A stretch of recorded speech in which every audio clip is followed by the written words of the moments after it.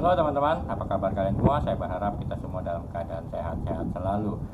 Pada suatu ketika di dalam sebuah pengajaran Tuhan Yesus mengajarkan tentang berdoa. Saya bacakan di dalam Matius bab 6 ayat 7. Lagi pula dalam doamu itu janganlah kamu bertele-tele seperti kebiasaan orang-orang yang tidak mengenal Allah. Mereka menyangka bahwa karena banyaknya kata-kata doanya akan dikabulkan. Kalau boleh saya sederhanakan bahasanya Tuhan Yesus mau berkata, kamu berdoa, jangan kayak begitu. Doa sendiri menurut saya ibarat percakapan dua orang sahabat. Dengan doa, kita menjalin kedekatan dengan Tuhan. Saya menjadi diri saya sendiri, dan Tuhan adalah Tuhan dengan segala keberadaannya yang sesungguhnya. Segalanya berjalan dengan tulus, apa adanya, dan menjadi sangat berarti di dalam sebuah hubungan saya dengan Tuhan. Tanpa kedekatan, doa kita menjadi seperti sebuah kata-kata yang diulang-ulang, bertele-tele, panjang kali lebar, namun hanya sebuah basa-basi belaka. Doa itu sendiri sebenarnya menyatukan, menyelaraskan kehendak Tuhan dengan kehendak saya. Dalam Matius bab 6 ayat 10 dikatakan, datanglah kerajaanmu, jadilah kehendakmu di bumi seperti di dalam surga. Jadilah kehendakmu. Keinginan dan kehendak saya seharusnya sejalan dengan keinginan dan kehendak Tuhan Yesus sendiri. Ada penyerahan diri sepenuhnya atas kehendak Tuhan yang terjadi, bukan pemaksaan kehendak saya sendiri, bukan mengatur-ngatur Tuhan untuk menuruti kehendak saya. Itu namanya bukan berdoa, namun nanti jadi kualat. Berikanlah kami pada hari ini makanan secukupnya.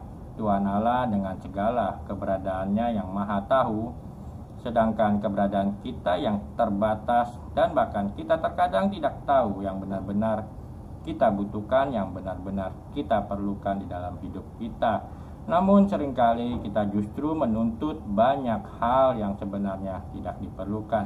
Itu sebabnya doa kita pun terkadang tidak ada juntrungannya, menjadi ngalor ngidur tidak jelas.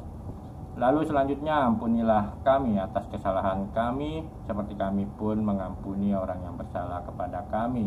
Doa juga seharusnya membawa perubahan sikap hidup di dalam hal mengampuni. Ketika kita mohon pengampunan kepada Bapa, seperti kami pun mengampuni yang bersalah kepada kami, seharusnya itu juga membawa perubahan sikap hidup kita agar kita mau mengampuni orang lain.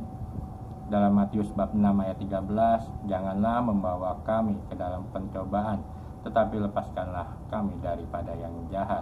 Kita memerlukan doa, karena dengan semakin sering kita berdoa, berkomunikasi dengan Tuhan, maka kita semakin mengerti hal-hal yang kita perlukan di dalam hidup ini. Allah akan menganugerahkan kebijaksanaan serta hikmat di dalam pikiran, keinginan, dan kehendak kita. Kita akan semakin terarah pada kehendak Allah, dan kita akan menyingkirkan bagian-bagian yang sebenarnya tidak diperlukan di dalam hidup dan kehidupan kita. Doa akan menguatkan langkah hidup kita. Doa akan meneguhkan perjalanan hidup kita. Semoga renungan singkat ini bermanfaat, membuat kita semakin rajin di dalam berdoa dengan menjalin hubungan, menjalin kedekatan dengan Tuhan. Tetap setia, tetap semangat, biar lu jadilah terang